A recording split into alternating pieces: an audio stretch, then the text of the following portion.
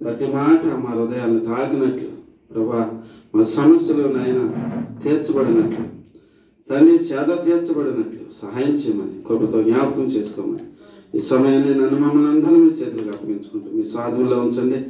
ఆయన చెప్పబడిన ప్రతి మాట మా హృదయంలో ముద్రించమని ప్రభువును రక్షకుడైన యేసుక్రీస్తు నామములో అడుగుతున్నాం తండ్రి. ఆమేన్. ప్రభువైన యేసుక్రీస్తు నామములో కూడి వచ్చిన మీ అందరికీ నా యొక్క ప్రేమ వందనాలు తెలియజేస్తున్నానండి. ప్రత్యేకంగా కుటుంబీకులందరికీ కూడా నా యొక్క ప్రేమ వందనాలు తెలియజేస్తున్నాను. ఇది మన ధ్యానం నిమిత్తము మొదటి వారం యేసు ప్రభు ఉన్న గుడారంలో మనం నివాసం ఉండాలి, అప్పుడు మనల్ని విస్తరింపజేస్తాడు అనే ఒక వర్తమానాన్ని మనం విన్నాం. అందులో చాలా విషయాలు ప్రభు మనతో మాట్లాడారు. ఈ రోజున రెండవ వారంలో అసలు మన గుడారంలో ఏ అనుభవాలు ఉండాలి అనే ఒక అంశాన్ని మనం ధ్యానం చేద్దాం. ఆదికాండము 12వ అధ్యాయం 8వ వాక్యాన్ని చదువుకుందాం. గుడారం అనగా ఇల్లు. మన ఇంట్లో యేసు ప్రభు ఉండాలి, అది మొదటి వర్తమానం. ఆయన షేతు గుడారంలో నివసించాలి, విశాలపరుస్తాడు యాబేతుని, అతడు వెళ్ళి షేతు గుడారంలో నివసించాలనే వర్తమానాన్ని విన్నాం. రెండవ వారం మన గుడారంలో ఎటువంటి అనుభవాలు ఉండాలి అనేది మనం ఆలోచన చేయాలి. 12వ అధ్యాయం 8వ వచనం, ఆదికాండం 12వ అధ్యాయం 8వ వాక్యం. మీ బైబిల్లో లేదా? ఆదికాండం 12వ అధ్యాయం 8వ వాక్యం. అక్కడి నుండి అతడు బయలుదేరి బేతేలుకు తూర్పున ఉన్న కొండకు చేరి పడమటనున్న బేతేలుకును తూర్పున ఉన్న హాయికిని మధ్యలో గుడారం వేసి అక్కడ యెహోవాకు బలిపీఠము కట్టి యెహోవా నామమున ప్రార్థన చేసింది. చిన్న ప్రార్థన చేసుకుందాం. పరిశుద్ధంగా నమ్మకం కలిగిన మా ప్రియ పరలోకపు తండ్రి, మా ప్రియులు వెంకయ్యమ్మ గారు వారి యొక్క గృహంలో 7వ వారాల ప్రార్థనను మీరు ఏర్పాటు చేసి చేయుటకు ప్రభు చూపించినందుకే మీకు స్తోత్రములు తండ్రి.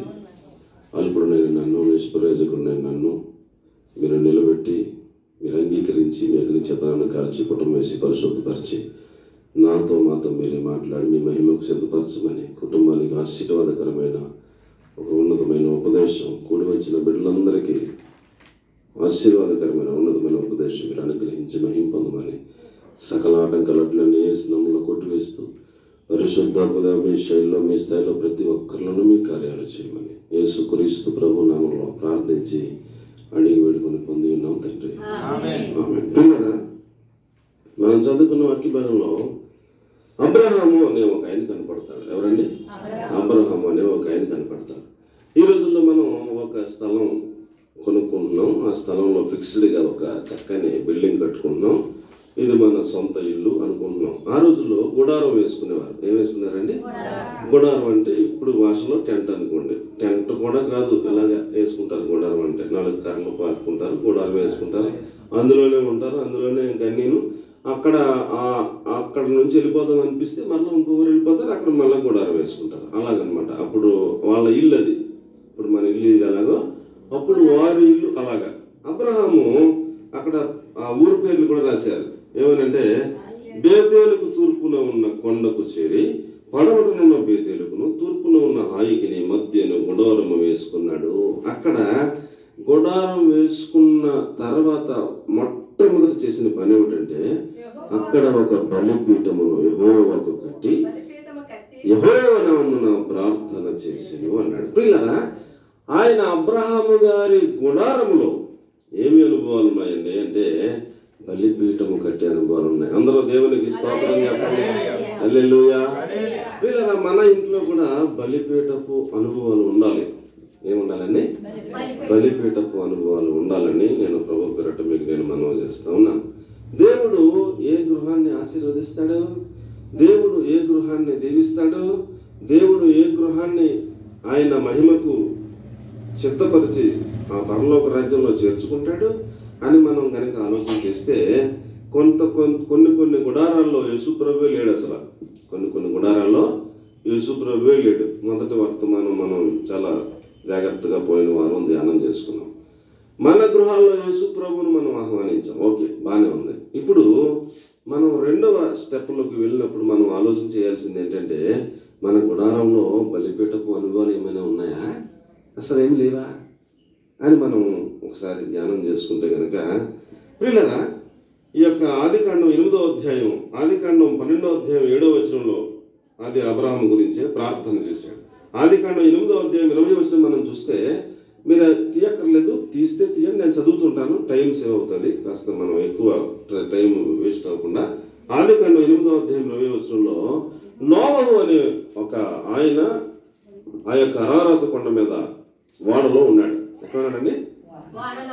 అరారాతు కొండ మీద వాడలో ఉన్నాడు. మొదట ఒక కాకిని పంపించాడు. కాకి వచ్చి మరలా తిరిగి వెళ్ళపోతే మరలా రెండవసారి ఒక పావురాన్ని పంపాడు. పావురాన్ని పంపిస్తే ఆ పావురం వెళ్ళిపోయింది. మరలా నీళ్లు తగ్గలేదేమని మళ్ళా పంపించాడు. పంపించినప్పుడు ఒక ఒలివ ఆకును తుంచి పట్టుకెళ్ళి ఇచ్చింది. ఇంచుమించుగా చాలా వరకు తగ్గిపోయింది అయితే అని కొన్ని రోజులు ఆగి తర్వాత మొత్తం ఫ్యామిలీ అంతా తలుపులు తీస్తే బయటకు వచ్చారు. కిందకు వచ్చి వస్తే చక్కగా నేల ఆరి ఉన్నది. అప్పుడు ఆ యొక్క నోవాహు గారు చేసిన మొట్టమొదటి పని ఏమిటంటే, నా వైపు చూస్తామంటే మీకు ఏమైనా అర్థమవుతుంది.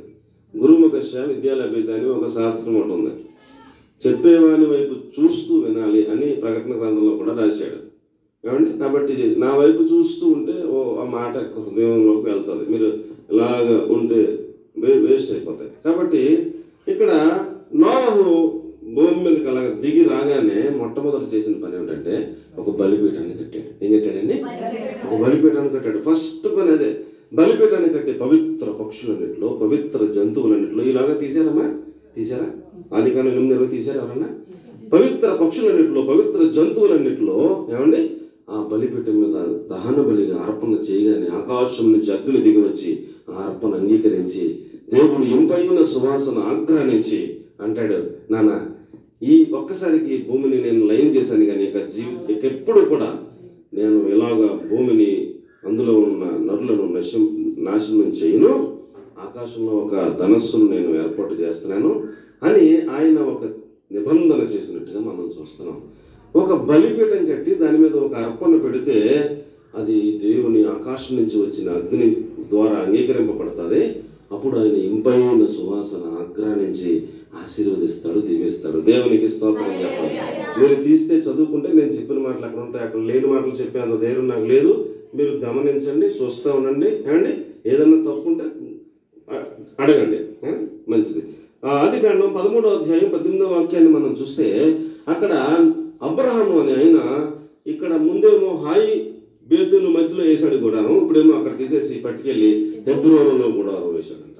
హెబ్రోనులో గుడారం వేసి అక్కడ వెంటనే చేసిన పని ఏమిటంటే అక్కడ బలిపీఠంలో కట్టాడు, అక్కడ ప్రార్థన చేశాడు అని ఉంటుంది. అండి ఓకే. అబ్రహాము అక్కడ గుడారము తీసి హెబ్రోనులో మమ్రే దగ్గర ఉన్నటువంటి సింధూర వృక్షము దగ్గర గుడారము వేశాడు. అక్కడ యెహోవాకు బలిపీఠమును కట్టాడు అంటాడు. దేవునికి మహిమ కలిగింది. హల్లెలూయా. కాబట్టి ప్రియులారా, ఇక్కడ హాయికిని బేతేలికి మధ్యలో కట్టిన కూడా ఆ బలిపీఠం ఉంది కదా, ఆ బలిపీఠం అలాగే ఉంది. ఆ గుడారం మాత్రం తీసాడు, మరలా హెబ్రోను దగ్గర వేసాడు. ఇప్పుడు అబ్రహాం గారు చనిపోయిన తర్వాత, వాళ్ళ కొడుకు వచ్చిన తర్వాత, ఇంకా తర్వాత 4 తరాలు అయిన తర్వాత అదే దారిలో వస్తూ ఇక్కడ బలిపీఠం కట్టారు ఎవరిదా అంటే చెప్తారనమాట పెద్దోళ్ళు, ఇది అబ్రహాం కట్టిన బలిపీఠం రా అని చెప్తారనమాట.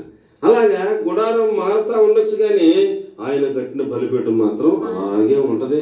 అది తరాలు మారిపోయినా, ఎంతమంది జనరేషన్ మారిపోయినా, ఇది ఎవరు కట్టారు? ఇది అబ్రహాము గారు కట్టిన బలిపీఠం అండి, ఆయన ప్రార్థన చేశాడండి అని చెప్తారనమాట అండి. కాబట్టి జ్ఞాపకార్థంగా అలా ఉంటుంది అది.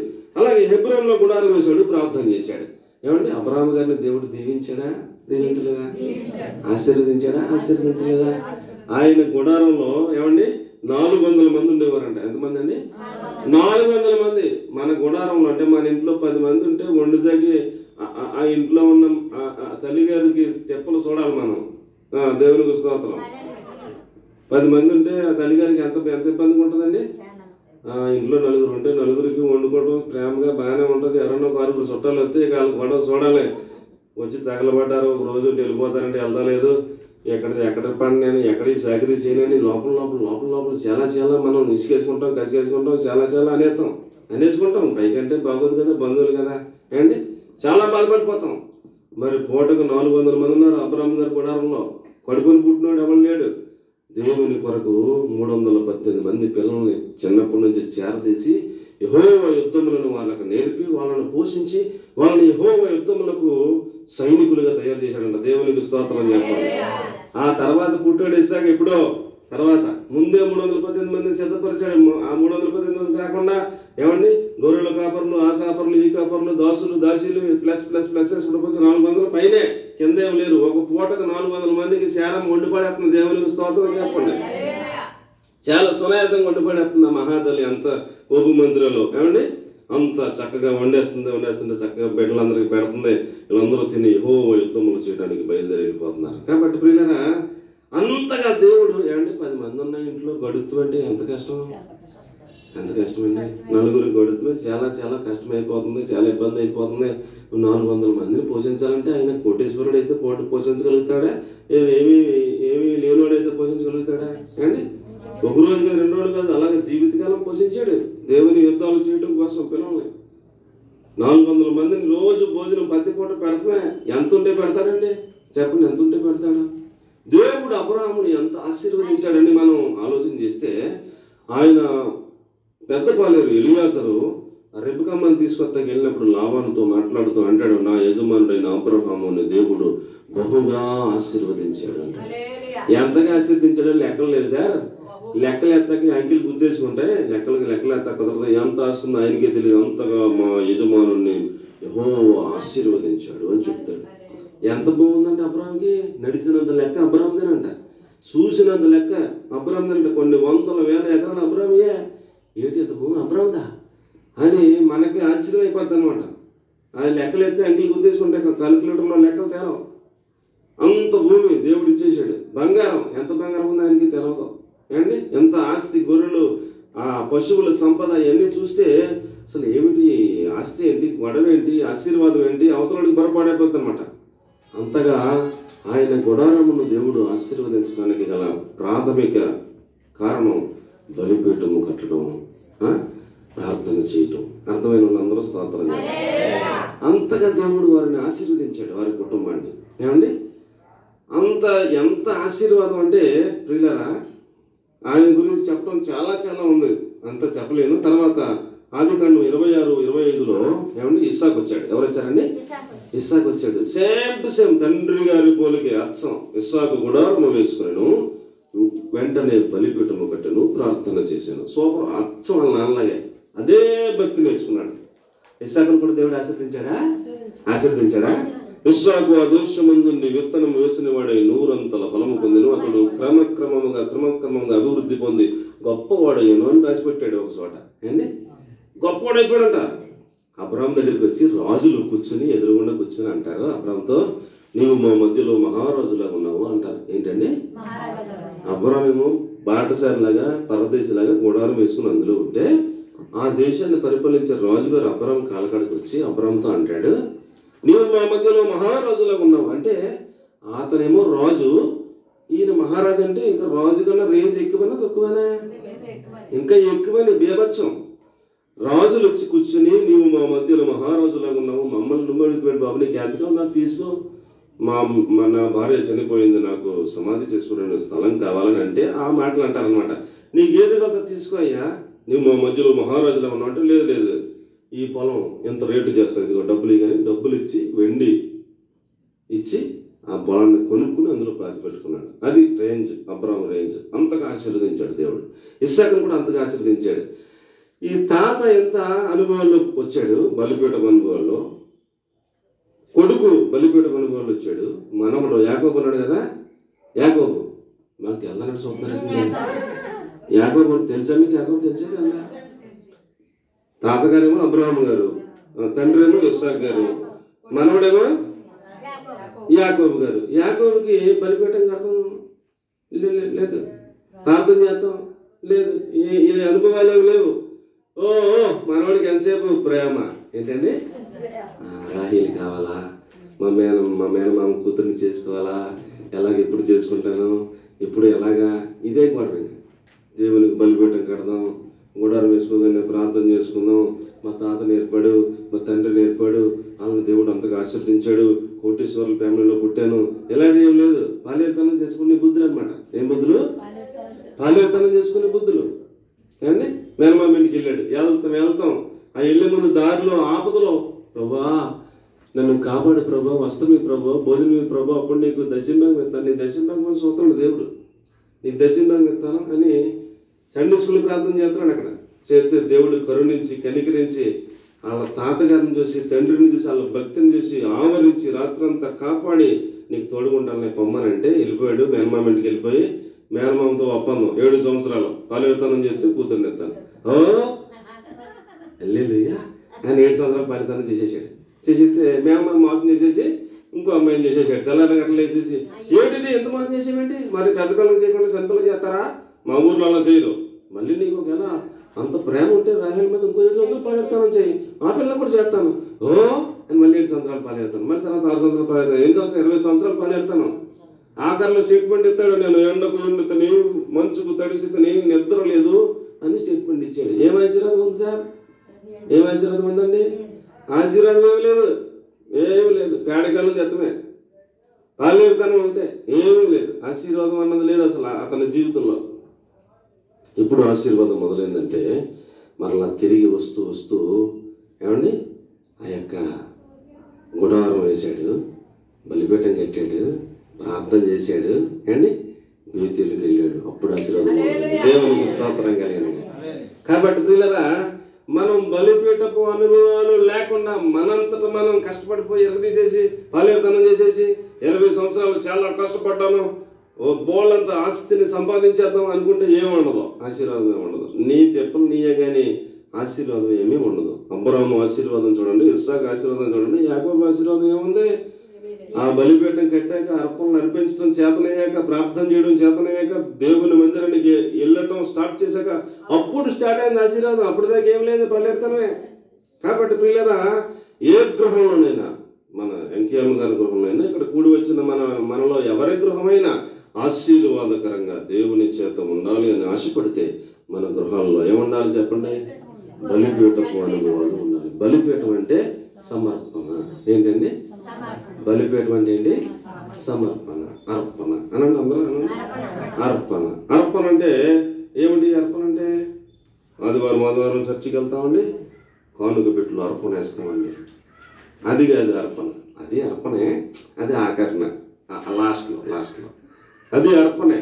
దానికి ప్రతిఫలం ఉంటుంది, ఉండకుండా ఉండదు. నువ్వు ఎంత ఇచ్చావు అంతకన్నా దేవుడు రుణస్థుడు కాదు, అంతకన్నా ఎక్కువ ఇస్తాడు, దాంట్లో ఏమి అనుమానం ఏమి లేదు. మరి మేము కానుక ఇస్తామంటే ప్రతి వారం 50 రూపాయలు 100 రూపాయలు అని మనం చెప్పుకుంటే చాలా గర్వంగా ఫీల్ అయితే చేసేది ఏం లేదు. ఇంకా కొంతమంది కొంచెం ఒక మెట్టుకి మేము దశంభాగం ఇస్తామండి, కరెక్ట్గా నెల టెన్షన్గా పట్టుకెళ్ళిస్తామండి. మరి నిజమే దశంభాగం ఇస్తున్నాం కరెక్టే, అది కూడా ఆశీర్వాదమే కాదంటలా, అది ఒక అర్పణే, ఓకే. కానీ దేవుడు చెప్తున్నాడు బలిపీఠపు అనుభవాలు చాలా ఉన్నతంగా ఉన్నాయి, చాలా ఉన్నాయి, బోళలు ఉన్నాయి, అన్నీ చెప్పలేను. కొద్దిగా ఒక 7 మాటలు త్వరగా మీకు తెలియజేయాలని నేను ఆశపడుతున్నాను. మొదటిది బలియాగం ఏమిటంటే, మొదటిది దేవునికి మనం ఇవ్వాల్సిన అర్పణ ఏమిటంటే, ఏమండి దేవునికి ఇచ్చే అర్పణ ఏంటి, అందరూ ఇచ్చేది ధనం అంతేనా, మనందరం ఇచ్చేది ఏంటి చెప్పండి, ఎవరో ఒక కూలదాలు 10 రూపాయలు 50 రూపాయలు 100 రూపాయలు 500 రూపాయలు ఏదో ఒకటి అర్పణగా ఇస్తాం. దేవుడు మమ్మల్ని ఆశీర్వదిస్తాను అనుకుంటాం, ఓకే, దానికి తగ్గ ఆశీర్వాదం వస్తుంది కాదు అనుకో. మేము దశంభాగం ఇస్తామండి కరెక్ట్గా, ఓకే, దశంభాగం కూడా ఇచ్చాం, దానికి తగ్గ ఆశీర్వాదం కూడా వస్తుంది. కానీ మన గ్రహంలో ఉండాల్సిన బలిపీఠపు అనుభవాలు ఏమిటి అని మనం ఆలోచన చేస్తే ప్రియులారా, మొదటిది స్తుతి యాగం అనండి. మొదటిది ఏమిటండి, స్తుతి యాగము. అది ఒక అర్పణ అని చెప్పింది బైబిల్. దేవుడు పరిశుద్ధాత్మ దేవుడు చెప్తున్నాడు. అర్పణ ఏమిటంటే మనం దేవునికి ఇవ్వాల్సిన బలిపీఠం కట్టాలి. ముందు ఏం కట్టాలండి, బలిపీఠం కట్టాలి. ఆ బలిపీఠం కట్టిన తర్వాత బలిపీఠం మీద కట్టెలు పేర్చాలి. ఆ కట్టెలు పేర్చిన తర్వాత కట్టెల మీద ఒక పశువును ఏమండి వధించాలి. ఏమండి పశువు ఒక దూడో ఒక మేకో ఒక గొర్రె, అది బలి అర్పణ కోసం తెచ్చారనుకుందాం. మొట్టమొదటి దాన్ని తలనరకాలి. ఏమని నరకాలండి, తలనరకాలి.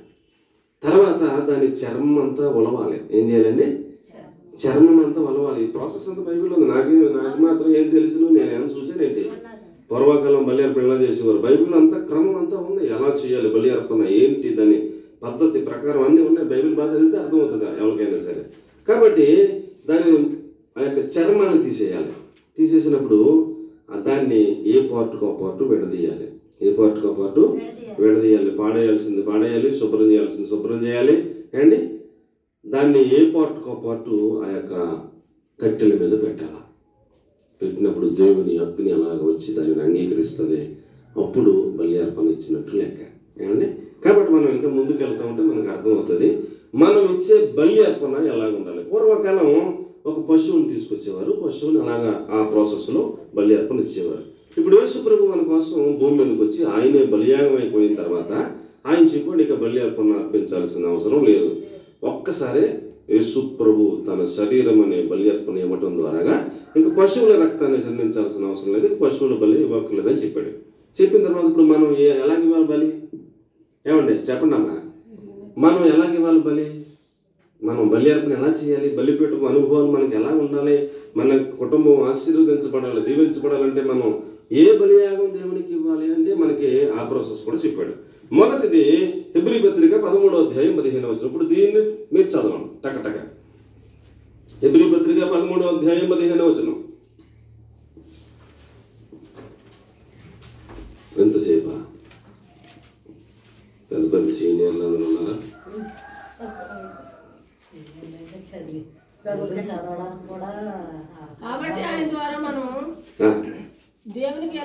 కాబట్టి ఆయన ద్వారా మనము దేవునికి ఎల్లప్పుడూ స్తుతి యాగము చేయుదము అన్నాడు. అనగా అంటూ మరలా స్తుతి యాగం అంటే అర్థమవుదేమో అని అనగా ఆయన నామమును ఒప్పుకొనుచు జిహ్వా ఫలము అర్పించుదాము అన్నాడు. అర్పణ ఏమిటండి ఇది? ఇది ఒక అర్పణ. జిహ్వా అనగా నాలుక. ఏమిటండి చెప్పండి? జిహ్వా అనగా ఏంటి? నాలుక. ఈ నాలుకతో యేసు ప్రభు నామాన్ని ఒప్పుకుంటూ ఈ జిహ్వతో ఫలమును అర్పించాలి అన్నట్టు ఏంటి? అది ఒక అర్పణ అన్నట్టు చెప్పాడు. నా వైపు చూస్తూ ఉంటే నేను చెప్పేది ఏమన్నా మీకు అర్థమవుతుంది. ఏమండి? జిహ్వా ఫలం ఎలా అర్పించాలని అంటే ఆయన నామమును ఒప్పుకుంటూ అర్పించాలంట. ఏం చేయాలంటే ఆయన నామాన్ని ఒప్పుకుంటూ అర్పించాలంట. మనం నోరు తెరిస్తే మన నాలుకతో ఏదైనా మాట్లాడాలి దేవునితో అంటే ప్రార్థన చేయాలి అంటే మనం మోకరించగానే మనందరికీ ఉన్న సాధారణమైన అలవాటు ఏంటంటే ప్రభువా నాకు అది కావాలి ప్రభువా, ఇది కావాలి ప్రభువా, అది ఇచ్చే ప్రభువా, ఇది ఇచ్చే ప్రభువా, నా సమస్యలు ఈ ప్రభువా, నా శోధనలు ఈ ప్రభువా, నా బిడ్డలను కాపాడు ప్రభువా, ఇలా ప్రభువా, అలా ప్రభువా. ఇక ఎంతసేపు అడుగుతుమే. మనకి అలవాటైన విధానం ఏంటి? ఎంతసేపు అడుగుతుమే. అది ఏదో రకరకాల ప్రాబ్లమ్స్ ఉంటాయి మనకి. ఆ ప్రాబ్లం ప్రతి కూడా జ్ఞాపకం చేసుకుని అన్ని కూడా అడుగుతూ ఉంటాం. కోట మనవల గురించి, మనవరాల గురించి, కొడుకు గురించి, కూతురు గురించి అండ్ ఇవన్నీ ప్రాబ్లమ్స్ అన్ని దేవుడి దగ్గర అడుగుతూ ఉంటాం. ఆయన అడగకపోతే ఎవరు అడుగుతాం? అడగాల. అది కూడా ఉంది. కానీ స్తుతి యాగం అంటే అడగటం కాదు. స్తుతి యాగం అంటే ఏంటంటే అడగటం కాదు. ఉదయం లేవగానే మోకరించి మొదలు పెడితే ఆయనను స్తుతించటం నేర్చుకోవాలి. ఏం చేయాలండి? ఆయనను స్తుతించటం నేర్చుకోవాలి. ఆయన నామమును ఒప్పుకుంటూ స్తుతించటం నేర్చుకోవాలి. దేవుడి నామములు ఎన్ని ఉన్నాయంటే చాలా ఉన్నాయి. యెహోవా రాఫా అన్నాడు అంటే స్వస్థపరిచే దేవుడు అని అర్థం. ఏంటి? నీ జీవితంలో దేవుడు నిన్ను ఎప్పుడెప్పుడు స్వస్థపరిచాడు? గుర్తు చేసుకుని ప్రభువా పలానా సంవత్సరం నాకు పలానా అనారోగ్యం వచ్చినప్పుడు నన్ను కనికరించినావు, నాకు స్వస్థతనిచ్చావు, నీకు స్తోత్రములు తండ్రి అని మనం చెబితే దాన్ని ఏమంటారు? స్తుతి యాగము అంటారు. ఏమంటారండి? స్తుతి యాగము అంటారు. అప్పుడు మనం ఎలా చెప్తున్నాం? నీవు స్వస్థపరిచే దేవుడు యెహోవా రాఫాగా నా జీవితంలో పలానా సంవత్సరంలో నీవు నిరూపించుకున్నావు ప్రభువా, నన్ను స్వస్థపరిచావు తండ్రి, నా కొడుకుని స్వస్థపరిచావు తండ్రి, నా చిన్న కొడుకుని స్వస్థపరిచావు తండ్రి, నా కూతురుని స్వస్థపరిచావు తండ్రి, నా మనవను స్వస్థపరిచావు తండ్రి, నా మనవరాలను స్వస్థపరిచావు తండ్రి. ఈ సందర్భాల్లో నీవు మా కుటుంబంలో చేసిన ఈ స్వస్థత కార్యాలను బట్టి నీకు స్తోత్రాలు ప్రభువా అని మనం ఎన్ని గుర్తు చేసుకుని స్తోత్రాలు చెబితే ఎంతసేపు అవుతుంది? ఎంతసేపు అవుతుంది? ఎన్నిసార్లు స్వస్థపరచలేదు? ఎన్నిసార్లు జ్వరాలు వచ్చినాయి అమ్మా? ఎన్నిసార్లు జ్వరాలు వచ్చినాయి? ఎన్నిసార్లు టైఫాయిడ్ వచ్చింది? ఎన్ని రకాల అనారోగ్యాల బారిన పడ్డాం? ఎన్నిసార్లు ప్రభు విడిపించాడు? ఎన్నిసార్లు స్వస్థపరిచాడు? అన్ని గుర్తు చేసుకుని ఆయనకి స్తుతి యాగము చెల్లించడం నేర్చుకుంటే దాన్ని ఏమన్నాడు? బలిపీఠం మీద అర్పణ అన్నాడు. దాన్ని దేవునికి స్తోత్రం కలిగిన. కాబట్టి ప్రియులారా, మనం ఉదయం లేవగానే ఆయనకి ఇచ్చే అర్పణ ఏమిటంటే 100 రూపాయలు వేసేస్తాం. అది కాదు, అది ఆఖరిలోని. ఏ అర్పణ ఇవ్వాలి? జిహ్వతో స్తుతియాగము చేయటం నేర్చుకోవాలి. ప్రభువా ఈ చొక్కా ఇచ్చినందుకే స్తోత్రం తండ్రి, ఈ ప్యాంట్ ఇచ్చినందుకే స్తోత్రం తండ్రి, ఇచ్చిన ఈ ఆరోగ్యాన్ని బట్టి స్తోత్రం తండ్రి. ఉదయం లేవగానే అండి, ఉదయం లేకపోయింది ఎదురైనా కూడా అని పిలిచేసుకుంటున్నాం మన బాబు గారి సొమ్ములాగా అండి. హాస్పిటల్లో పెట్టేస్తే ఆక్సిజన్ అందుతలేదు చచ్చిపోతాడు అని అంటే పెట్టను బాబు, ఆక్సిజన్ పెట్టను బాబు అంటారు. వెనకాల వాళ్ళు మరి ఊరుకుంటారటి, పెట్టను బాబు ఏదో రకంగా చూసుకుంటాం డబ్బులు ఖర్చు చేస్తే అని పెట్టమంటారు. పెట్టమని పెడతాడు, ఆక్సిజన్ పెడతాడు. పెడితే ఒక వారం రోజులు పెట్టడానికి ఎంత బిల్లు వేస్తాడా, ఎంత బిల్లు వేస్తాడు? ఒక 50,000 లక్ష రూపాయలు బిల్లు చూపిస్తాడు. ఏమండి ఏంటంటే ఆక్సిజన్ పెట్టామండి ఖరీదు అంటాడు. మరి చిన్నప్పటి నుంచి వాళ్ళ పుట్టి కేరమన్న దగ్గర నుంచి చచ్చిపోయేదాకా ఏదో మన సొత్తులుగా ప్రియంగా పిలిచేసుకుంటున్నాం ప్రతి క్షణం కూడా. ఏమండి మరి దేవుడికి ఎంత రుణస్తులు, మనం ఎంత స్తోత్రం చెప్పాలా? ప్రభువా మమ్మల్ని జీవింపజేస్తున్నావు, ఈ గాలిని ఉచితంగా ఇచ్చావు, నీకు స్తోత్రం తండ్రి. ఈ తాగే నీళ్లు లేక శుద్ధ నీళ్ళు తాగి కాళ్ళు నొప్పులు ఈ నొప్పులతో బాధపడిపోతున్నారు, కిడ్నీలు పాడైపోయి ఊరంతా రకరకాల సమస్యలు వచ్చేస్తున్నాయి. చక్కని మంచిని ఇచ్చారని నీకు స్తోత్రం ప్రభువా అని చెప్పాలా వద్దా? ఏమండి చెప్పాలా వద్దా? పొద్దున్న లెగ్గానే ఈ వస్త్రాలు ఇచ్చినందుకే స్తోత్రం ప్రభువా, ఈ నీళ్లు ఇచ్చినందుకే స్తోత్రం ప్రభువా. మాకు 2 పూటలు చక్కగా వండేసుకుని ఏది కాదో తినేస్తున్నాం, ఒక పూట కూడా తినకుండా ఎంతో మంది చాలా బాధపడిపోతున్నారు. ఇంత ఆహారం ఇచ్చినందుకే నీకు స్తోత్రం ప్రభువా, ఈ ఉద్యోగం ఇచ్చినందుకే నీకు స్తోత్రం ప్రభువా. ఈ బిడ్డలు లేక ఎంతో మంది తలకిందులు అయిపోతున్నారు, ఎన్ని లక్షల కోట్లు ఖర్చు పెట్టేసిన బిడ్డలు లేక చాలా బాధపడిపోతున్నారు. మాకు బిడ్డలను ఇచ్చావు, నీకు స్తోత్రం తండ్రి అని అన్ని గుర్తు చేసుకుని నీకు స్తుతి యాగము చేయాలా వద్దా? చేయాలంటే మరి ఏం చెప్పాలి? స్తోత్రము ఆమెను ఏదో చెప్పాలి కదా, చెప్పాలా వద్దా? అలా చేద్దామా వద్దా? చేద్దామా? దేవునికి ఏ యాగం చెల్లించాలా? స్తుతి యాగం చెల్లించాలి. ఆయన నామమును ఒప్పుకుంటూ ప్రభువా నీవు స్వస్థపరిచే దేవుడు, నీవు సహాయకుడు, నా జీవితంలో ఎన్నోసార్లు సహాయం చేశావు, నీవు నన్ను లేవనెత్తిన దేవుడు, నన్ను లేవనెత్తావు, ఫలానప్పుడు లేవనెత్తావు, నాకు సహకారిగా ఉన్న దేవుడు, నన్ను కంటికి రెప్పలాగా కాపాడుతున్న దేవుడు.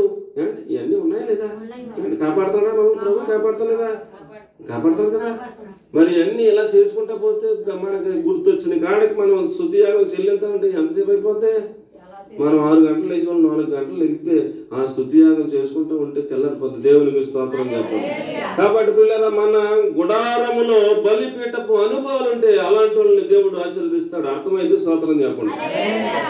6 గంటలు లేచి ప్రభువా వేకువచ్చామని 6 కూడా బాగోదు, 8 గంటలు లేచి ప్రభువా ఈ వేకువచ్చామని నన్ను సిద్ధపరిచినందుకు ఇచ్చినందుకు నీకు స్తోత్రములు తండ్రి అంటే నీకు ఎక్కువజాము 5 అవ్వకుండా లేచి వాళ్ళు చాలా మంది ఉన్నారు. అప్పుడు ఎక్కువజాము లేగుతారు చాలా మంది. అండ్ 9 లేచినా ఆడికి ఎప్పుడు ఎక్కువజాము? అదే ఎక్కువజాము 9 గంటల నీవు ఎక్కువజాము లేచినందుకు నీకు స్తోత్రం తండ్రి అంటాడు. మరి ఎప్పుడు తెల్లారింది? చాలా అయిపోయింది.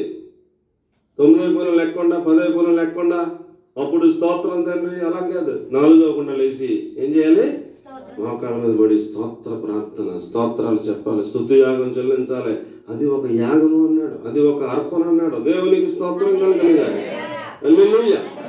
మన కుటుంబాల్లో ఇక్కడికి వచ్చిన ప్రతి ఒక్క కుటుంబంలో ఈ అనుభవాలు మన కుటుంబాల్లో ఉంటే మనం అలాగ ప్రార్థన చేస్తూ మన పిల్లలకు నేర్పి మన మనవలకు నేర్పి అలాంటి స్తుతి యాగం అనుభవాలు మనలో ఉంటే అలాంటి కుటుంబాన్ని దేవుడు అద్భుతంగా ఆశీర్వదించేస్తాడు. అబ్రాహాములాగా దేవునికి మహిమ కలుగునుగా. హల్లెలూయా. వారానికి ఒకసారి వచ్చి టింగి మనిపించేసి మేము కానుకలు ఇచ్చాము అది కాదు, ఆఖరిలో అది. ముందు మనం దేవునికి అర్పణ ఏ అర్పణ ఇవ్వాలి? స్తుతి యాగం అనే అర్పణ ఇవ్వాలి. నెంబర్ 2 ఎక్కువ చెప్పలేను, చాలా ఉపదేశం ఉంది, కానీ మన అవసరానికి తగ్గట్టుగా. 2వ మాట రోమాపత్రిక 12వ అధ్యాయం 1వ వచనం. రోమాపత్రిక 12వ అధ్యాయం 1వ వచనం. సజీవ యాగముగా మీ శరీరములను సమర్పించుకోండి అన్నాడు. మీరు తీసేటప్పుడు రాకడ వచ్చేద్దాయి. కాబట్టి సహోదరులారా, పరిశుద్ధమును దేవునికి అనుకూలమునైన సజీవ యాగముగా మీ శరీరములను సమర్పణ చేసుకోండి అన్నాడు అండి. ఇది సమర్పించుకోవడం. ఏమిటంటారు? సమర్పించుకోవడం. సమర్పించడం అంటే ఏంటి? సమర్పణ చేయము ప్రభువునకు అంటే ఏం చేస్తాం మనం? వచ్చి ఏం చేస్తామండి? సమర్పయామి. అది ఏమండి, ఏదో దేవునికి ఇచ్చేసాం అర్పణ. ఏమండి, అదే ధనమో ఏదో ఇచ్చేసాం, పండు పలహారమో ఏదో దేవునికి ఇవ్వాలన్నట్టు. అలాగే మనం ఏమి సమర్పించుకోవాలంట? దశంభాగం అడగండి ఇస్తాం, కానుకలు అడగండి ఇస్తాం. అంతే. సజీవ యాగంగా మా శరీరాన్ని ఇచ్చామంటే ఎలాగిస్తాం? మేము అంటారు చాలామంది అండి. వాళ్ళ దశంభాగం ఎంత ఆనందంగా ఇస్తారో, కానుకలు ఎంత ఆనందంగా ఇస్తారో, కానీ నువ్వే దేవుడు కావాలంటారా, నువ్వు సజీవంగా బలిపేట మీదకి వచ్చామంటున్నాడు, అర్పణగా వచ్చామంటున్నాడంటే డబ్బే నా ఇష్టం, నా కోరికలు, నా తలంపులు, నా గొడవ గోత్రం ఉంది, నన్ను నేనే అర్పణగా ఎలాగిచ్చేసుకోను, ఏదన్నా కానుక ఇమ్మండి ఇస్తాం, దశంభాగం ఇమ్మండి ఇస్తాం, నన్నే అర్పణగా ఇచ్చేసుకోమంటే ఎక్కడ ఇస్తాం అని చాలామంది రారు, వస్తారా? ఒకవేళ అర్పణగా ఇచ్చేసుకుంటే నా వైపు చూడండి, అర్పణగా ఇచ్చేసుకుంటే మొట్టమొదటి ఏమన్నారు కదా, అది కాదండి. మనం అర్పణగా, మనమే ఒక పశువుగా అనుకోండి, మనం అర్పణగా బలిపెట్టి మీదకి వచ్చేయాలంటే మొట్టమొదటి మనల్ని ఏమి నరకాలి? తల నరకాలి. అది మ్యాటర్. అందుకని ఫస్ట్ చెప్పాను, వద్దని చెప్పలేదు అమ్మా. ఏమి నరకాలి? ఫస్ట్ తల నరికేయాలి. తల నరికైతే తల ఏరియా అయిపోయింది అనుకోండి, ఇప్పుడు మొత్తం బాడీ అంతా నడిపించేది ఏంటి?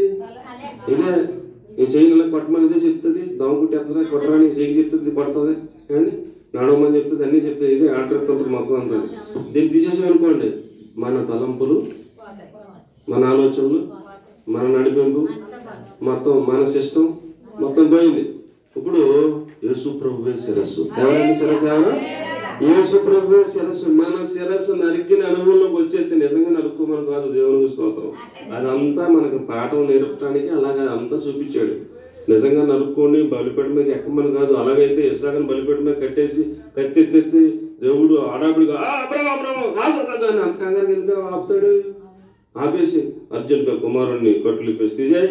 అదే ప్రభు నువ్వే కదా అర్పణమన్నావు, ఏమన్నా వాళ్ళండి నువ్వు చేస్తావో చేయవో, అసలు నువ్వు భయపడవా నాకని నేను అలా చెప్పాను, అంతే వద్దే తీసే అర్జెంట్గా అన్నాడు. తీసేసాక మరి ఎలా ప్రభు అర్పణ ఏంటంటే, నాకు ముందు తెలిసి నువ్వు ఎంత పని చేస్తావని అక్కడ పొట్టేళ్ళు ఏర్పాటు చేసిన తెచ్చి అప్పుడు బలి అర్పణ అన్నాడు.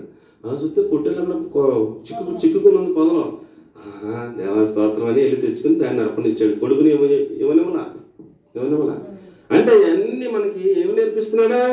ఇలాగ అర్పణ ఇవ్వాలన్నా నేర్పిస్తున్నాడు. మనం మొట్టమొదటి ఏమి నరికేసుకోవాలా? తల నరికేసుకోవాలా. అంటే దాని అర్థం ఏంటి?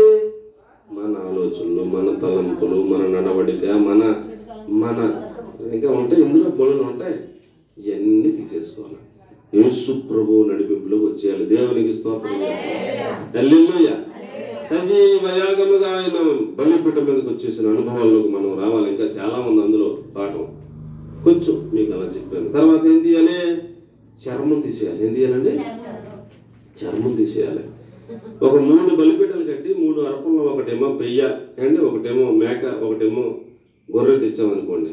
ఆ చర్మం ఉన్నంతసేపు మనలో ఎవరు అడిగినా ఇది గొర్రె అండి, ఇది మేక అండి, ఇది పెయ్యండి అని చెప్తాం. చర్మం తీసేసాక ఏది గొర్రె చెప్పరా, ఏది మేకో చెప్పరా, ఏది పెయ్యో చెప్పరా అని 3 ఒకే సైజులో ఉన్నాయి తీసుకొచ్చి మనం చర్మం తీసేసాక పెట్టి చూపించామనుకోండి, అది పెయ్యేదో తెలవదు, మేకేదో తెలవదు, గొర్రెదో తెలవదు. తెలుతుందా? గొర్రె తెలుతుందా? ఈ చర్మం ఉంటే దీని మీద నలుపును, తెలుపును, ఎరుపును దీని మీద కనపడుతుంది. ఈ చర్మం తీసేస్తే లోపల మాంసం దేనికైనా ఒకలాగా ఉంటుంది. ఒకలాగా ఉంటుందా? ఉండదా? తేడాలు ఉండవు. మనలో తేడాలు ఉండకూడదు. అవన్నీ కూడా బలిపీఠ మీదకి వచ్చేయాల.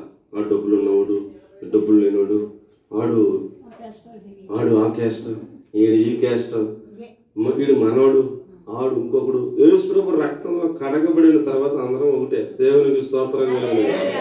ఆడు ఏ క్యాస్ట్ అన్న పాయింట్ రాకూడదు. బలిపీఠ మీదకి వచ్చేటికైతే రాదు.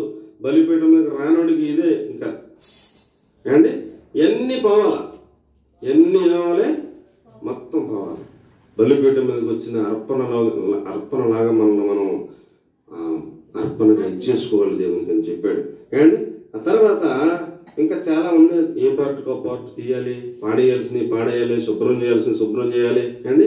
అన్ని తీసుకొచ్చి విడి భాగాలను బలిపీఠం మీద పెట్టాలి. అప్పుడు అగ్ని దిగి వస్తుంది. అండ్ ఇంకెక్కువ చెప్పలేను. 3వ మాట, కీర్తన గ్రంథం 51వ అధ్యాయం 17వ వచనం. 3వ మాట, కీర్తన గ్రంథం 51:17. మన కుటుంబాలను దేవుడు ఆశీర్వదించాలి, దీవించాలి, అభివృద్ధి చేయాలి, గొప్ప చేయాలి అని మనం ఆశపడితే మన గుడారం దేవుని చేత ఆశీర్వించడానికి మనం కోరుకున్నట్లయితే బలిపీఠపు అనుభవాలు మనలో ఉండాలి. ఖచ్చితంగా మనం నేర్చుకోవాలని దేవుని వాక్యం తెలియజేస్తుంది. రైట్. విరిగిన మనస్సే దేవునికి ఇష్టమైన బలి అన్నాడు. చాలు, సరిపోద్దాం. నలిగిన మనస్సు దేవునికి ఇష్టమైన బలి, అంతే, ఇంకేం లేదు. ఇప్పుడు దేవునికి ఇష్టమైన బలి ఏంటంటే విరిగి నలిగిన మనసు. ఏమిటండి? విరిగి నలిగిన మనసు. ఇప్పుడు మన మనసు విరిగిపోవాలా? మన మనస్సు నలిగిపోవాలా? అలాగైతే మనం దేవునికి ఇష్టమైన బలియాగంగా సిద్ధపడ్డట్టు లెక్క. మన మనస్సు దేని మీద విరిగిపోవాలా? మన మనస్సు దేని మీద నలిగిపోవాలా? మన మనస్సు దేని మీద అండి అస్సలు దాని మీద ఇంట్రెస్ట్ ఉండకుండా అయిపోవాలి మన మనసు అని అంటే అండి మీకు అర్థం అవడం కోసం. అలాగే జరగకూడదు, అలాగే నోటికి ఒక్క జంట కూడా అలా జరగకూడదు, కానీ అర్థం అవడం కోసం. ఒక దెబ్బలాట ఆడుకున్న భార్య భర్తల దగ్గరికి పాస్టర్ గారు వచ్చారనుకోండి. వచ్చి వాళ్ళిద్దరిని వేరే వేరేగా ఉన్న వాళ్ళు దగ్గర తీసుకొచ్చి, నాన్న రే ఇద్దరు పిల్లలు ఉన్నారు కదరా, బిడ్డలు పుట్టారు కదరా, ఎందుకు తగ్గించుకోరా, పోన్లేరు, ఏదో అందనుకోలే, పోన్లేరా, పిల్లల్ని క్షమించరా, మళ్ళీ ఇద్దరు కలిసి బతకనరా అని చెప్తున్నాడు పాస్టర్ గారు.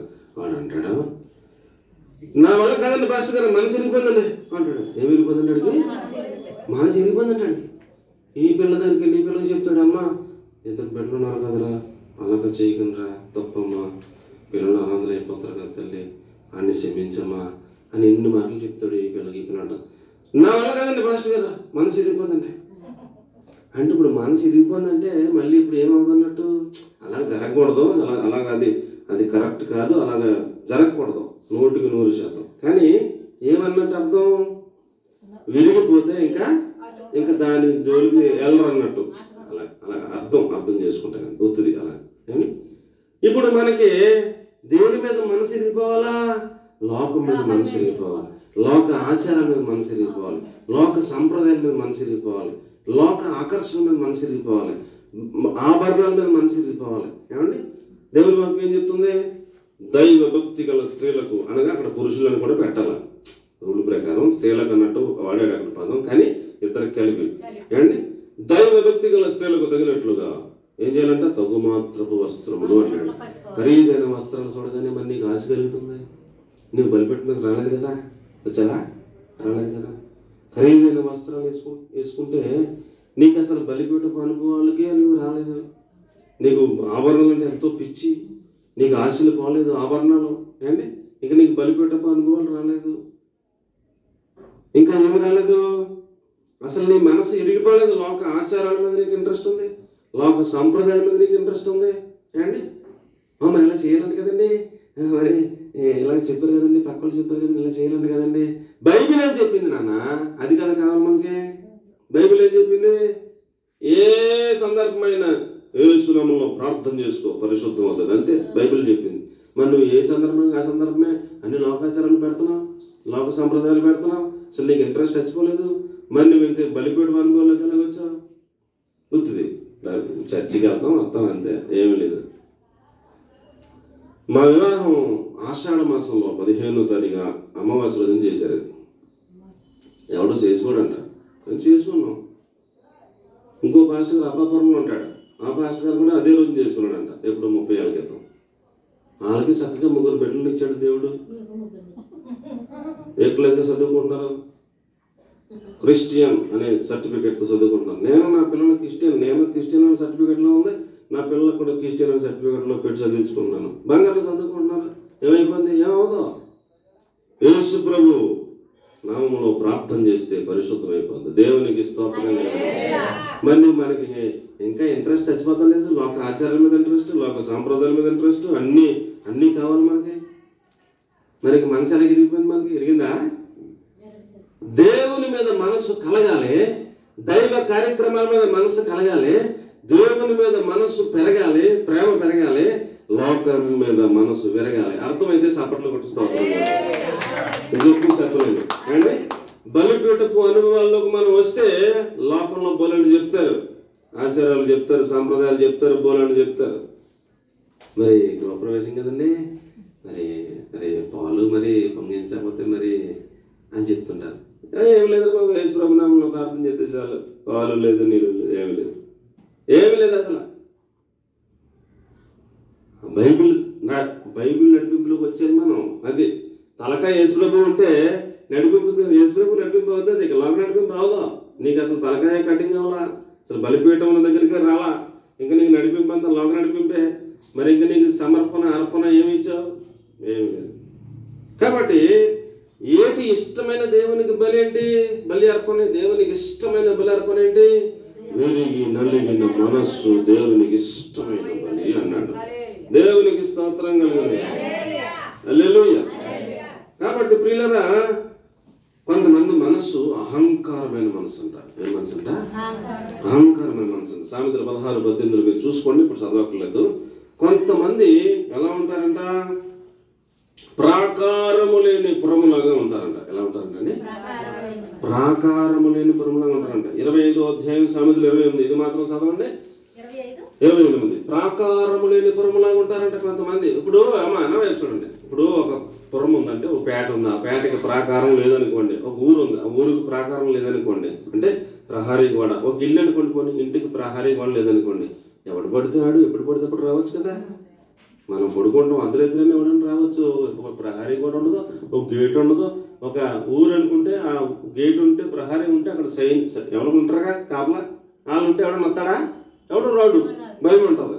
అసలు ప్రహారీయే లేదు, ప్రాకారమే లేదు. అసలు కాపలా కాసి కూడా ఎవడు ఉంటాడు? ఇంకా ఏమీ లేకుండా ఎవడు పడితే ఎప్పుడు పడితే రావచ్చు, ఏది పడితే పట్టుకోవచ్చు కదా. ప్రాకారం లేని పురము ఎంతో తన మనస్సును తన స్వాధీనం ముందు ఉంచుకోలేని వాడు కూడా అంతే అన్నాడు. అంతే, ఇంకా అంతకన్నా ఇంకా అర్థం లేదు. ఇంకా ఏం చెప్పాడు చెప్పండి? ప్రాకారము లేక పాడైపోతే పురం. అలాగే మనం కూడా పాడైపోతాం. మనస్సు స్వాధీనంలో లేకపోతే ఏమైపోతాడండి? పాడైపోతారు. అలా ఏమంటారు? ఇంకా వాళ్ళ గుడారం పాడైపోతుంది. మనస్సు ఏమవ్వాలంట? స్వాధీనంలో ఉండాలి. దేవునికి స్తోత్రం చెప్పండి. మనస్సు స్వాధీనంలో ఉండాలి. దేవునికి స్తోత్రం చెప్పండి. మనస్సును స్వాధీనపరుచుకోవాలి. దేవునికి స్తోత్రం చెప్పండి. వీళ్ళ మనస్సు కోరుకుంటుంది, చాలా ఖరీదైన వస్త్రం, చాలా బాగుంది, నాకు కావాలి అని కోరుకుంటుంది మనసు. గౌరమయ్యి దేవుని వాక్యం సాధారణ వస్త్రం అని చెప్పింది, తగు మాత్ర వస్త్రం అని చెప్పింది, మాట్లాడవాకు అని మనసును కంట్రోల్ చేస్తున్న చేతనైనాడు. ఆడు బలిపేట అనుభవంలోకి వచ్చినాడు. ఆభరణం చూడగానే, బంగారం కమ్మి చూడగానే, వెండిని చూడగానే, షీనారు వస్త్రాన్ని చూడగానే, ఎక్లెస్ అయిన సైనికుడు ఆకాను, చాలా ఉన్నతమైన భక్తి కలిగిన వాడు ఆకాను, సూపరం. ఎర్ర సముద్రం దాటాడు, ఏమండి అన్ని మజిలీలు దాటాడు, ఎరుగు దగ్గరికి వచ్చి దాకా కూడా సూపర్. ఆడు ఆకానంటే సూపరం, భక్తిపరుడు. కానీ బంగారపు కమ్మిని చూడగానే పడిపోయాడు, వెండి కమ్మిని చూడగానే పడిపోయాడు, వెలగల వస్త్రం షేనార వస్త్రాన్ని చూడగానే 3 తీసుకుని గుడారంలో దాచుకుని బుక్ అయిపోయింది, అడ్డంగా బుక్ అయిపోయాడు. ముందే చెప్పాడు యెహోషువ, యెరికోను దేవుడు శపించాడు, అందులో ఏది తీసుకోకూడదు, అన్ని శపితం, తీసుకోకూడదని చెప్పాడు. ఇతడు కూడా విన్నాడు. కానీ ఆ ఆజ్ఞ కంటే ఈ బంగారం మీద అతడికి ఆశ పోలేదు. దాన్ని తీసుకోవాలనుకుంటే తీసేసుకున్నాడు. అయ్యో చెప్పాడు కదా, తీసుకోవద్దన్నాడు కదా, శపితమని చెప్పాడు కదా అన్న భయం లేదు కడుపులో. చాలా మందికి దినాల్లో ఏమి లేదంటే కడుపులో భయం ఉండలేదు. ఏదైనా చేయొచ్చు, దేవుడు కృపామయుడు, ప్రేమమయుడు, ఏదైనా చేయొచ్చు, ఏదైనా చేసేయచ్చు, ప్రభా క్షమించని క్షమించేస్తాడు. వీళ్ళని బైబిల్ ఏమైనా రాసేసుకుంటారు అంతే, ఎవరు బైబిల్ ఏమైనా రాసేసుకోవటమే. కాబట్టి పిల్లరా, మన మనస్సు వెలిగిపోవాలి. దేవునికి స్తోత్రంగా చూడండి. 16వ అధ్యాయం సామెతలు 32లో చెప్పాడు, 16:32, తన మనస్సును స్వాధీనపరుచుకునేవాడే శ్రేష్ఠుడు. ఒక పట్టణాన్ని స్వాధీనపరుచుకునే ఒక పరాక్రమశాలి కంటే తన మనస్సును స్వాధీనమందించుకోగలిగిన వాడు ఆడే సూపర్ అని చెప్పాడు వాక్యంలో. పరాక్రమశాలి కంటే శ్రేష్ఠుడు పట్టణమును పట్టుకుని వాని కంటే తన మనస్సును స్వాధీనమందించుకొనగలిగిన వాడు శ్రేష్ఠుడు అన్నాడు. దేవునికి బిగ్గరగా స్తోత్రం చెప్తాం. కాబట్టి ప్రియులారా, ఒక ఊరు చూపించరు, ఊరు గెలుచుకున్నారు అంటాడు. 3 దెబ్బల్లో ఊరు మొత్తం సర్వనాశనం చేసి గెలుచుకొచ్చేసినాడు కంటే తన మనస్సును తన స్వాధీనమందించుకున్నవాడు సూపర్ అని చెప్పాడు. దేవునికి స్తోత్రం కలిగిన. మనసు కోరుకుంటుంది ఫలానా సీరియల్ చూద్దామని, మనసుని కంట్రోల్ చేస్తే అది సూపరం. మనసు కోరుకుంటుంది ఫలానా సినిమా చూద్దామని, ఇక కంట్రోల్ చేస్తే అది సూపరం. మనసు కోరుకుంటుంది వెలగల వస్త్రం వేసుకుందామని, కంట్రోల్ చేస్తే సూపరం. మనసు కోరుకుంటుంది ఏదో తిందామని, కంట్రోల్ చేస్తే ఆడు శ్రేష్టమైనడు. మనసు కోరిందల్లా ఇచ్చినాడు లేదు, ఏం లేదు.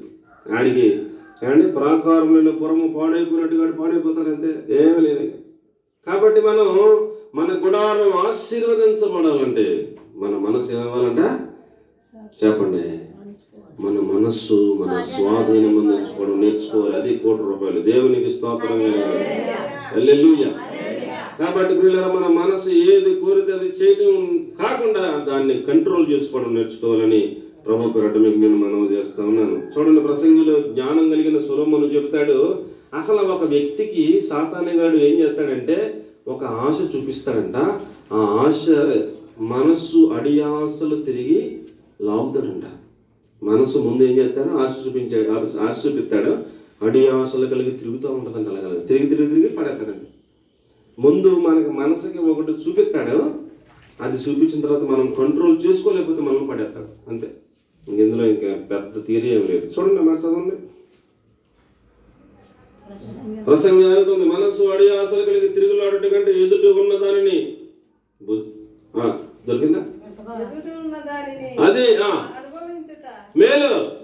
అదే నీ ఎదుటి ఏముంది దానిని అనుభవించడం మేలు. మనస్సు అడియాసలు కలిగి తిరుగులాడటం కుదరదని చెప్పాడు. కాబట్టి మన ఎదురుకుండా ఏముంది, పప్పుచారు ఉంది అని అర్థం అవుతాయి. మన ఎదురుకుండా పప్పుచారు ఉంది, మనకేమో కోడి మాసం మీద ఉంది. అలాగ మనసు అడియాసలు కలిగి అలాగలా తిరుగులాడతాం. కానీ ఎదుట ఉన్నది కుదురుగా సంతోషంగా దేవానికి స్తోత్రం, ఈ పప్పుచారని ఇచ్చావు. కొంతమంది పప్పుచారు కూడా లేదు, ఉత్తు మంచిలు తాగుతున్నారు, నీకు చాలా నిండా వందనాలు ప్రభు అని కడుపున చక్కగా తినే. అది మనసును కంట్రోల్ చేసుకోండి. రోజు పప్పుచారు ఎందుకు అని నిష్ఠూరం ఆడి భార్యను తిట్టి గిన్నిసిరి, ఇదంతా కరెక్ట్ కాదు. మన ఎదురుగా ఏముంది దానిని ఇష్టంగా తీసుకోవడమే, మనస్సును కంట్రోల్ పెట్టుకోవడమే సూపర్ అని చెప్పాడు. కాబట్టి పిల్లరా మన మనస్సు మన స్వాధీనం ఉంచుకోవాలి అన్నాడు. ఎలా ఉంచుకోవాలంట, మహాదేవుడు మహోన్నతుడు పరిశుద్ధుడు ఆకాశ మహాకాశాల్లో నివాసం ఉండే దేవుడు అయినను అంటూ అంటాడు. అయినను ఏంటంట ఆకాశ మహాకాశాల పట్టజాలన్నటువంటి మహాదేవుడు అయినను ఎక్కడికి వచ్చుంటాడంటమ్మా, విరిగి నలిగిన వారి యొద్దకు ఆయన వచ్చేసి వాళ్ళ దగ్గర నివాసం ఉంటాడని చెప్పి రాసి పెట్టాడు. దేవునికి స్తోత్రం చెప్పండి. ఎక్కడ ఉంటాడంట ఆయన మహాకాశంలో ఉండే దేవుడు, ఆకాశ మహాకాశాల పట్టజాలన్నటువంటి దేవుడు, మహాదేవుడు. ఆయన ఎంత శక్తిమంతుడు ఎంత బలవంతుడు అయినను ఎక్కడ ఉంటాకి ఇష్టపడతారంట, విరిగి నలిగిన వారి యొక్క నివాసం ఉండటానికి వేం చేస్తాడని చెప్పి రాసి పెట్టాడు. దేవునికి మనకి ఏమండి, మనకి దేవునికి ఇష్టమైన బలియాగంగా మన మనస్సును ఇరగొట్టేసుకుంటే, మనం నలిగిన మనసు వచ్చేస్తే, లోక సంబంధమైనవి ఏమైనా మన కళ్ళ ముందుకు వచ్చినప్పుడు చిచ్చి అనగలిగితే, మనసును కంట్రోల్ చేసుకోగలిగితే అది సూపర్. మేము చర్చికి వెళ్తామండి, మేము ప్రార్థన చేస్తామండి, ఏమి కూడా మా మనసును అదుపు చేసుకోలేమండి, మరి ఇంకెందుకండి అనవసరం అండి. అందమైన అమ్మాయి కళ్ళ ఎదురకుండా కనపడింది అనుకోండి, మనసు ఏం చేస్తుంది, మనసు కోరుకుంటుందా కోరుకోదా చెప్పండి, కోరుకుంటుంది. వాళ్ళు మామూలు మనుషులైనా, వాళ్ళు దైవ సేవకులైనా, వాళ్ళు ఎటువంటి వాళ్ళైనా శరీరం కదా ఇది, శరీరానికి బుద్ధులు ఎడుతాయి. కోరుకుంటే ఈ బలిపీఠపు అనుభవం ఉన్నవాడు మనసుకు చెప్తాడు, చిచ్చే నీకు ఏ క్లాస్ అని భార్యని ఇచ్చాడు, ఏంట్రా బుద్ధి అని మనసుని ఏం చేస్తాడా కంట్రోల్ చేసుకుంటాడు. బైబిల్ చెప్పింది భార్య ఒక్కటే, పరాయి స్త్రీని కన్నెత్తి కూడా చూడనని యోబు గారు తన కన్నులతో నిబంధన చేసుకున్నాడని చెప్పి రాసి పెట్టాడు. ఎంత అవకాశం వచ్చినా కూడా చిచ్చి అనుకున్నవాడే కరెక్ట్ సూపర్. పలికిలిస్తే అయిపోయింది అంతే, ఏం లేదు, మొత్తం పోయింది, వ్యక్తి మొత్తం పోయింది. కాబట్టి ప్రియులారా మన మనస్సు విరిగిపోవాలా, ఏమైపోవాలండి, విరిగిపోవాలా. సాతానుగాడు ఎన్ని ప్రయత్నాలు చేసినా ఈయన్ని పడగొట్టేద్దాం, ఈమెను పడగొట్టేద్దామని అందమైన అబ్బాయిని చూపించిన, అందమైన అమ్మాయిని చూపించిన, వాళ్ళే మన వైపు చూసి వాళ్ళే ముందే పొలికలెత్తున్నా, మనం చిచ్చి అనుకునే మనసు ఇరిగిపోయిన అలాంటి అనుభవాల్లో మనం ఉండాలని దేవుని వాక్యం తెలియజేస్తాం. వాక్యానికి విరుద్ధంగా నేను చేయను అన్నటువంటి అనుభవాలకు మనం వచ్చేయాలి. దేవునికి మహిమ కలిగి ఉంది. కాబట్టి పిల్లల దేవునికి ఏమి అర్పణగా ఇవ్వాలి? వెరిగి నలిగిన మనస్సును అర్పణగా ఇవ్వాలి. అప్పుడు వాళ్ళ దగ్గర నివాసం ఉంటాకు వస్తాడు.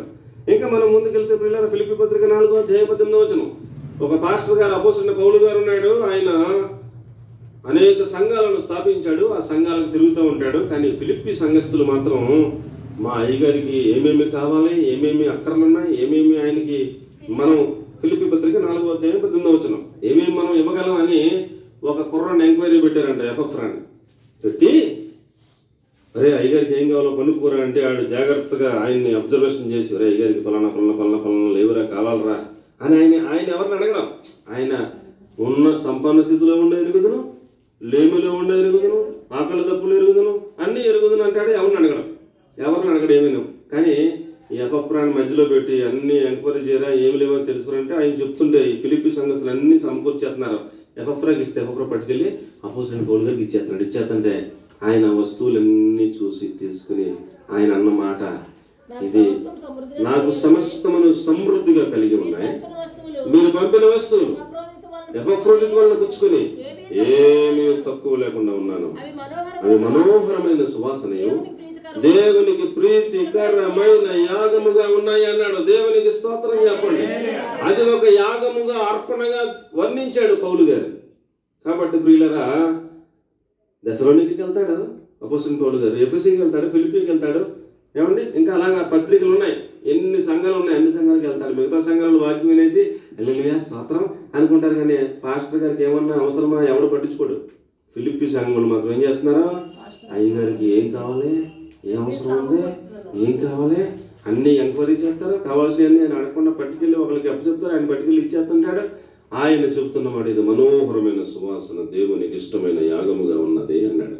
కాబట్టి ప్రియులారా, మనం అర్పణగా ఏమి ఇవ్వాలంటే దైవ సేవకుని అక్కర అడగడం.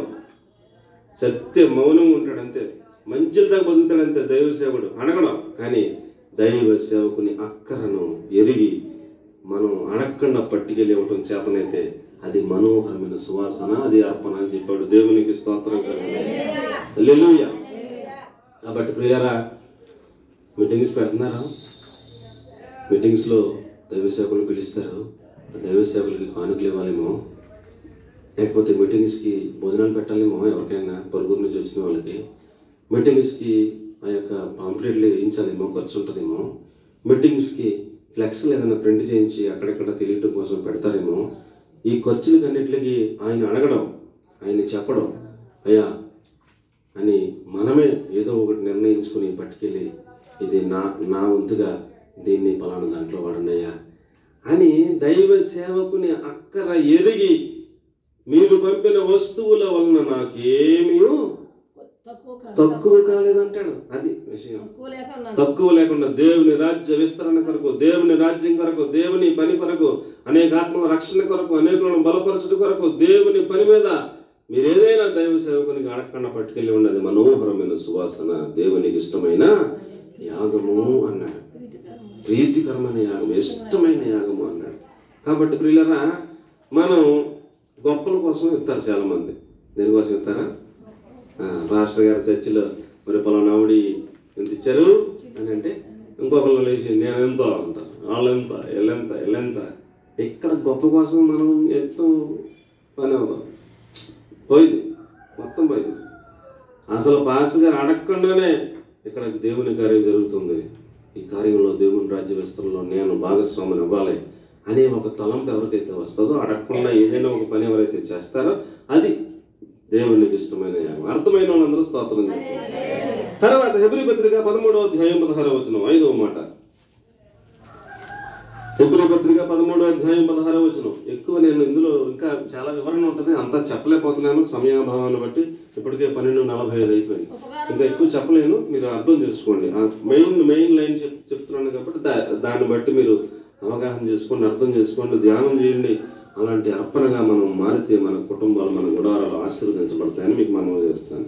హెబ్రీ పత్రిక 13:16 ఉపకారమును ధర్మమును చేయటం మర్చిపోకండి, అవి దేవునికి అట్టి యాగములు దేవునికి ఇష్టమని అన్నాడు. దేవునికి గట్టిగా స్తోత్రం చెప్పాలి. హల్లెలూయా. మనం ప్రియులారా దేవునికి ఇష్టమైనటువంటి యాగములు చేయాలి అన్నాడు. ఉపకారాలు చేయాలంట. ఏమంటే ధర్మము చేయాలంట. ఈ ఉపకారము ధర్మము అనేది ఏంటంటే మళ్ళా మనకాలు తిరిగేవరు ఇస్తారా? ఎవరికైనా ధర్మం చేసామనుకోండి మళ్ళీ మనకాలు తిరిగిస్తారా? తిరిగి ఇచ్చి ధర్మం అనుకో. మరి వాళ్ళ ఇంటికాడ పెళ్ళి అయితే కట్నం పెట్టాం, మరి మన ఇంటికాడ పెళ్ళి అయితే మన వాళ్ళు పెడతారు. అదే ధర్మం అనుకో. ధర్మం అంటే మనం ఇచ్చేస్తాం, మళ్ళీ ఆశించకుండా ఇచ్చేసి దాన్ని ఏమంటారు? ధర్మము అంటారు. ధర్మం ఇచ్చేటప్పుడు నీ కుడిచి ఏది ఇచ్చిందో అది ఎడమ చేతికి కూడా తెలవకుండా ఇచ్చేమని. అంటే రెండో వాడికి తెలవకూడదు, రెండో వాడికి తెలవకూడదు అని ఏమో వాక్యం చెప్తుంటే వీడేమో అండి అలా ఎవరికో ఎత్తున్నట్టు ఫోటో. ధర్మం అనేది ఎవరికి తెలవకుండా సీక్రెట్గా ఇచ్చేయి, అది దేవునికి ఇష్టమైన యాగము అన్నాడు. కాబట్టి మాకే గడుస్తలేదండి అయ్యారు, మరి చాలా కష్టంగా ఉందండి, పరిస్థితులు బాగాలేవండి. నిజమేనండి, మీకున్న దాంట్లోనే ఇవ్వచ్చండి. మీకు లేనిది ఇవ్వమని చెప్పట్లేదండి బైబిల్. మీకున్న దానిలోనే ఏదో ఒకటి ఎవరు ధర్మం చేయి. నీకున్నదే నీకు లేనిది మన బైబిల్ చెప్పిందా? చెప్పలేదుగా. అప్పు చేసి 1,00,000 రూపాయలు ధర్మం చేసామని చెప్పిందా బైబిల్? చెప్పలేదు. నీకేదో ఉంది కదా. ఏముంది నీకు? ఏదో ఉంది, గెంజి ఉంది కదా, గెంజి అయ్యి. ఆ గెంజి కూడా లేనోడికి ఉంటారా? ఉండరా? మరి నీకు 10 చీరలు ఉన్నాయి, ఎవరికో మనం చూస్తుంటే మన మన మన పరిసర ప్రాంతాల్లో మనం చూసినప్పుడు వీళ్ళకి ఇద్దామని అనిపించింది మనకి. 10లో ఒకటి ఇచ్చే. నీకున్నదే ఇవ్వగలమా? ఇవ్వగలంగా. మనకు లేని తెచ్చేసి ఇమ్మని చెప్పట్లేదు బైబిల్. మనకు ఉన్న దాంట్లో నుంచి ఏం చేయాలి? ఆ మనసు ఉండాలని చెప్తుంది. ఏం చేయాలంట? ఉపకారము ధర్మము చేయటం మర్చిపోవద్దు అన్నాడు. అది దేవునికి ఇష్టమైన యాగము అన్నాడు. కాబట్టి పిల్లరా మేము ఎక్కడ చెప్పుకోము, చెప్పకూడదు, కానీ సందర్భాన్ని బట్టి అంత వివరంగా చెప్పలేను. కానీ అనాథ పిల్లలకి బియ్యం మూటలు పట్టుకెళ్ళిస్తుంటారు మా నాన్నగారు. తర్వాత భోజనాలు అప్పుడప్పుడు వండి పట్టుకెళ్ళిస్తుంటారు. తర్వాత వస్త్రాలు పాడైపోయి చిరిగిపోయి కాదు, మాకు ఒక 5-6 ఉంటే అందులో 1-2 తీసి పక్కన పెట్టేస్తుంటాం. ప్రతి సంవత్సరం పక్కన పెట్టేస్తామంటే కేవలం ఇవ్వాలన్న ఉద్దేశంతో, మంచియే మాకు ఉపయోగపడతాయి, కానీ ఇవ్వాలి అన్న ఉద్దేశంతో ఒక బ్యాగ్ నిండా పట్టుకెళ్ళి ఇచ్చేస్తుంటారు. దాన్ని ఏమంటారు? ఉపకారము, ధర్మము. ఇలాంటివి చేయటం మర్చిపోవద్దు. అవి దేవునికి ఇష్టమైన యాగము అన్నాడు. కొందరిని అపోస్తులు గాను, కొందరిని సువార్థికులు గాను, కొందరిని బోధకులు గాను, అలాగా ఆ లిస్ట్ అంతా చెప్పాడు కదా. ఆ లిస్టులో ఆఖరిలో ఈ ఉపకారము ధర్మం అనేది కూడా పెట్టాడు. అంత ఇంపార్టెంట్ అన్నాడు. సంఘానికి ఈ అపోస్తులు, ఈ బోధకులు ఎంత ఇంపార్టెంట్. అలాంటి లిస్టులో ఇది కూడా పెట్టాడు తీసుకెళ్ళి. అంటే దేవుని దృష్టిలో అంత ఇష్టమైన యాగము అర్పణ అని చెప్పాడు. అర్థమైన వాళ్ళందరూ స్తోత్రం చెప్పారు. హల్లెలూయా. 6వ మాట ఏమిటనగా లేవీకాండము 3వ అధ్యాయం 4వ వచనం. లేవీకాండము 3వ అధ్యాయం 4వ వచనం.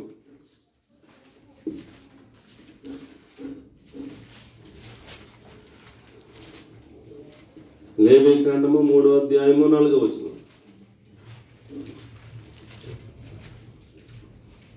మూత్ర గ్రంథుల మీద ఉన్న కొవ్వు, కాలేజము మీద ఉన్న ఒప్ప అన్నాడు. మీకు దొరికిందా? సమాధాన బలి పశువు యొక్క ఆంత్రముల లోపలి కొవ్వు, ఆంత్రముల మీద కొవ్వంతటిని 2 మూత్ర గ్రంథుల మీద, డొక్కల మీద ఉన్న కొవ్వు, ఇదంతా తీసుకెళ్లి కాలేజము మీద ఉన్నటువంటి ఒప్పను, మూత్ర గ్రంథుల మీద ఉన్నటువంటి కొవ్వును యెహోవాకు హోమముగా బలిపీఠము మీద అర్పించవలను అన్నాడు. అమ్మనా వైపు చూడండి. ఇప్పుడు నీకు తల తెగిందా? తెగితే నీ తలంపులన్నీ పోతాయి. ఇప్పుడు నీకు మొత్తం పాటలన్నీ ఎడదీస్తే పాడేయాల్సినవి పాడేశారా? ఓకే. నీకు శుభ్రం చేయాల్సినంత శుభ్రమైందా? ఓకే. ఇప్పుడు ఇంకా ఏం మిగిలిపోయిందంట? కొవ్వు మిగిలిపోయిందంట. ఏం మిగిలిపోయిందంట? కొవ్వు మిగిలిపోయిందంట. అక్కడ తెలుగులో మనకు అర్థమవుతాం. ఆంత్రములు ఇంకేటో చెప్తుంటాడు. ఇంగ్లీష్లో కిడ్నీ మీద కొవ్వు ఉంటుందంట. దేని మీద ఉంటుందంట? కిడ్నీ మీద కొవ్వు ఉంటుందంట. లివర్ మీద కొవ్వు ఉంటుందంట. ఏముంటుందంట అండి? మాంస ప్రియులు తెచ్చుకునే వాళ్ళకి సిస్టమ్ అర్థమవుతుంది. లివర్ కావాలని అడుగుతారు కదా, కిడ్నీలు కావాలని అడుగుతారు కదా, వాటి మీద కొవ్వు ఉంటుందంట. మీరు కావాలితే అమ్మి ఆయన అడగని చెప్తాడు, ఇక్కడ రాసింది కరెక్ట్గా ఉంటుంది. కానీ ఆ కొవ్వును చక్కగా సెపరేట్ చేసి ఆ కొవ్వును అర్పణగా ఇవ్వాలంట బలిపీఠం మీద. దేవునికి స్తోత్రం. సౌలును రాజుగా నిర్ణయించిన తర్వాత 2 సంవత్సరాలు చాలా భయముతో భక్తితో పరిపాలన చేశాడు. ఎన్ని సంవత్సరాలు అండి? 2 సంవత్సరాలు. 2 సంవత్సరాల తర్వాత మనోడికి ఇది బాగా పెరిగిపోయింది. ఏం పెరిగిపోయింది చెప్పండి? నేను చెప్పలేక కాదు, మీరు చెప్తారు కదా. ఏం పెరిగిపోయింది? కొవ్వు బాగా పెరిగిపోయింది మనోడికి. బాగా పెరిగిపోయి సమూయేలు గారు అర్పణ అర్పించడానికి ఎవరు రావాలా? ప్రవక్త అయిన సమూయేలు రావాలా. ఆయన వచ్చి ఆయన బలి అర్పణ అర్పించాలి. ఈయన రాజు కాబట్టి ఈయన రాజుగా యుద్ధానికి వెళ్ళాలి. అంతే. ఒక్క క్షణం ఆలస్యమైందనంట తానే తెగించి, ఆ పదాలు చూస్తే భయం వేస్తుంది. ఏం చేశాడంట? తెగించి. ఎందుకు తెగించావు? కొవ్వు. ఎందుకు తెగించాడు? కొవ్వు. దైవ సేవకుడు రాకుండా నువ్వు అర్పణ ఇవ్వటం, నీకంత ధైర్యం ఏంటి? అంత భయం లేని లెక్కలేదు దాని ఏంటి? కొవ్వు. ఈయన బలి అర్పణ ఇచ్చేసాడంట. ఇచ్చేసి అలాగా ముగించేసరికి సమూయేలు గారు ఇచ్చాడు. నానా ఇంత అవివేకమైన పని చేసేవాటి ఏంటిది అంటే, మరి మీరు ఆలస్యంగా వచ్చారు అంటే, ఆలస్యంగా రావడం కరెక్ట్గానే వచ్చాడు. యేసు ప్రభు సొక్క పెట్టుకొని ఆపాడు సమూయేలు. ఒక్క క్షణం ఆగు సమూయేలు, అసలు ఆడు లోపల బుద్ధి ఏంటో చూద్దాం, నువ్వు వెళ్ళేదాకా ఉండడం ఆడు భయం ఉందో లేదో కనిపెడదాం, నువ్వు ఆగని యేసు ప్రభు ఆపాడు సమూయేలుని. ఆపితే ఆగాడు సమూయేలు. అప్పుడు పెళ్ళి అన్నాడు. అప్పుడు సమూయేలు వచ్చాడు. మనోడు ఒక క్షణంలో ఏం చేశాడు? అర్పణ అర్పించేశాడు. నాన్న ఎంత అవివేకమైన పని చేశాడంటరా. సదాకాలం నిన్ను యెహోవా రాజుగా ఉండాలని నియమించాడు, నువ్వు అనవసరంగా పోగొట్టేసుకున్నావంటరా ఆయన ఇచ్చిన అవకాశాన్ని. ఎంత అవివేకంగా ప్రవర్తించావంటే అని సమూయేలు చాలా బాధపడిపోయాడు. ఆ తర్వాత ఇంత అవివేకమైన పని చేసామని చెప్పి సమూయేలు నిష్ఠూరపడితే సౌలు అంటాడు, సమూయేలు వెళ్ళిపోతుంటే నీ మాకు నేను చూడడం వెళ్ళిపోతుంటే సమూయేలు సొక్క ఇలా పట్టుకుంటే సొక్క చిరిగిపోయిందంట. సొక్క వస్త్రం చిరిగిపోయిందంటే అంటే ఎంత ఒక ప్రవక్తని పట్టుకునేంత ధైర్యం. ఏం ధైర్యం అండి? ఒక ప్రవక్తను పట్టుకునేంత ధైర్యం. వస్త్రం పట్టుకుంటే చిరిగిపోయిందంటే అంత ధైర్యం చేశాడు. ఏంటి? కొవ్వు. ఏంటండి? బాగా పెరిగింది మనోడికి, బాగా పెరిగింది. వస్త్రం చిరిగిపోయిందంట సమూయేలు గారు. చిరిగిపోతే అప్పుడు అంటాడు, నీ దేవుణ్ణి నాకేమీ కీడు రాకుండా నువ్వే ప్రార్థన చేయ అన్నాడు. నీ దేవుడు నీ ప్రజలు అంటాడు. అక్కడ మా పదాలన్నీ కూడా మీకు చూపిస్తే ఆశ్చర్యమైపోతుంది. మరి నీ దేవుడు నీ ప్రజలు, మరి నువ్వెందుకు ఇంకా దేవుడి ప్రజల మీద రాజుగా? నా దేవుడు నా ప్రజలు అనాలా? ఏమనాలా? నా దేవుడు నా ప్రజలు. యుద్ధం వచ్చింది, కంగారు పడ్డాను, ప్రజలు చెదిరిపోతారేమో అని నేను కొంచెం కంగారు పడ్డాను. అందుకని కంగారు పడితే ప్రవక్త రాకుండా నువ్వే అర్పణ అర్పించడం ఏంటి? కొంచెం మళ్ళీ తెగించి. చాలా మందికి ఈ తెగింపు ఎక్కువ అవుతూ ఉంటుంది. చాలా ప్రమాదం. కొవ్వు అర్పణగా రావాలి. దేని మీద రావాలండి? మనలో ఉన్న కొవ్వు బలిపీఠం మీద రావాలి. చచ్చిపోయిన స్థితిలోకి మనం రావాలి. మన మాట తీరు శాంతంగా ఉండాలి. మన మాట ఏమండి మృదువుగా ఉండాలి. మన మాట ప్రేమ కలిగిన మాటగా ఉండాలి. అలాగున్న మనలో ఉన్న కొవ్వును మనం ఏం చేయాలి? అర్పణగా ఇవ్వడం నేర్చుకోవాలి. ఆ మాటలో, ఆ ప్రవర్తనలో ఏంటి? సౌలు దావీదున్న గృహంలోకి వచ్చాడు. సౌలును వేటాడుతూ చంపేద్దామని ఎక్కడికి వెళ్తే అక్కడికి వెనకాల వస్తూ వేటాడుతూ చంపేయడానికి అంత పరివారాన్ని, సైన్యాన్ని వేసుకొని వచ్చేస్తూ ఉన్నటువంటి సౌలు ఒకసారి దావీదుకు దొరికేశాడు. దావీదున్న గృహంలోనే సౌలు తెలవక పడుకుని నిద్రపోతున్నాడు. సౌలు పక్కనే సైన్యాధిపతి కూడా నిద్రపోతున్నాడు. అబ్నేరు నిద్రపోతుంటే దావీదు పక్కన ఉన్న శూరులు ఉన్నారు, రాజా మంచి ఛాన్స్ వచ్చింది, నిన్ను చంపుదామని ఎంతకాలంగా వెంటాడుతున్నాడు కదా, నువ్వు లేపేస్తామన్నారు. అప్పుడు దావీదు, నాన్న అతడు అభిషేకించబడినవాడు, తప్పు నాన్న, అభిషేకించబడిన వాడి జోలికి మనం వెళ్ళకూడదు. అతడిని దేవుడే చూసుకుంటాడు, ఏదో చేసుకుంటాడు. అభిషేకించబడిన వాడి జోలికి వెళ్ళకూడదు నాన్న, తప్పు అన్నాడు. ఎంత ఛాన్స్ వచ్చింది, దావీదులకే వదిలేస్తాడు అంత అని వాళ్ళందరూ నెత్తిపోదుకుంటున్నారు. దావీదు స్వయంగా వెళ్ళాడు. సౌలు నీళ్ళబొట్టు తీసుకున్నాడు, ఈటు తీసుకున్నాడు. నేను నీ దగ్గరికి వచ్చాను, నీకేమీ హాని చేయనని చెప్పటం కోసం అతడి వస్త్రపు చెంగును చిన్న ముక్క కోసి దూరంగా వెళ్ళి చప్పట్లు కొడితే లెగిసి చూస్తే దావీదు స్వరం వినబడుతూ ఉంది. నేను దావీదుని, నీ నీళ్ళ బొట్టు ఎక్కడ చూసుకుంటే లేదు, నీ ఈట ఎక్కడ చూసుకుంటే లేదు. ఇదిగో నీ నీళ్ళ బొట్టు, ఇదిగో నీ ఈటే, నీ దగ్గరకు వచ్చాను నేను నీకు చెప్పడం కోసం, నీకు నా వల్ల హాని లేదని చెప్పడం కోసం ఇదిగో నీ వస్త్రపు చెంగును చిన్న ముక్క కోసాను. ఆ ముక్క కోసినందుకే ఒక అభిషక్తుడి వస్త్రాన్ని కోసానని నా హృదయంలో నొచ్చుకున్నా, నేను బాధపడుతున్నప్పుడు కూడా నా వల్ల నీకు ఎప్పటికీ హాని ఉండదు అని చెప్తున్నాడు. దేవునికి స్తోత్రం. ఒక అభిషక్తుడు, అతడు అభిషక్తుడైనా, అతడు తప్పిపోయినా, అతడు దేవుని దృష్టిలో నుంచి అతడు 40 సంవత్సరాలు పరిపాలన చేశాడు. కానీ బైబిల్లో 2 సంవత్సరాలే పరిపాలన చేశాడు రాశారంటే మిగతా 38 సంవత్సరాలు పరిపాలన చేసిన అది దేవుని దృష్టిలో లెక్కలో లేదు. అంటే దేవునికి ఇష్టంగా భయభక్తులతో పరిపాలన చేసింది 2 సంవత్సరాలే. ఇంకా 38 సంవత్సరాలు ఈ బాబు ఇష్టప్రకారంగా పరిపాలన చేసేసాడు. దేవుడికి వ్యతిరేకంగా, దేవునికి విరోధంగా పరిపాలన చేసేసాడు. అక్కడ బైబిల్లో 2 సంవత్సరాలు రాజుల వృత్తాంతంలో రాసినప్పుడు ఈ రాజు ఎన్ని సంవత్సరాలు, ఈ రాజు ఎన్ని సంవత్సరాలు రాస్తారు కదా, అక్కడ సౌలు 2 సంవత్సరంలో పరిపాలన చేసిన అంటే మిగతా ఉపయోగం పోయింది, దేవుడి లెక్కలో లేదు. కాబట్టి ప్రియులారా, మన కొవ్వును ఏం చేయాలి చెప్పండి? ఏం చేయాలి? బలిపీఠం మీద పెట్టి అర్పణగా ఇచ్చేయాలి.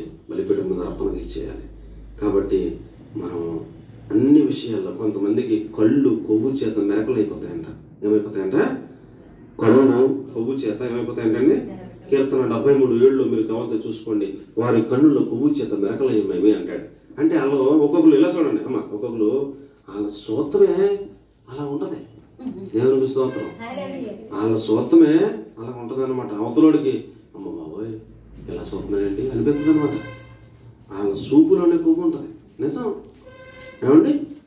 అలాగే ఇంకా అంటాడు 119:70 అంటాడు, వారి హృదయము నిండా కొవ్వే అంటాడు. అలా హృదయం నుండి ఏముందంట?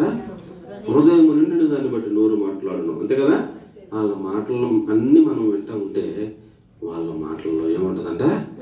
కొవ్వు ఉంటుందంట. కాబట్టి మన గుడారము వర్తిల్లాలి, మన గుడారము ఆశీర్వదించబడాలి, మన గుడారము అబ్రహాము గుడారము లాగా దీవెనకరంగా ఉండాలి అనే ఆశపడిన బిడ్డలు అయితే మనం అర్పణగా ఏమివ్వాలి చెప్పండి? అర్పణగా ఏమివ్వాలి చెప్పండి? విరిగి నలిగిన హృదయం, మన తలంపులు తీసేయాలి, ఏ కోట తీసేయాలి, శుభ్రం చేసేయాలి. ఇంకా ఇంకా ఇంకా కొవ్వు కూడా లేకుండా ఏం చేయాలి? కొవ్వు కూడా లేకుండా తీసేయాలి. తీసేస్తే అండి అప్పుడు అలాంటి అర్పణను ఆయన అంగీకరిస్తాడు. అలాంటి గుడారంలో ఆయన నివాసం ఉంటాడు.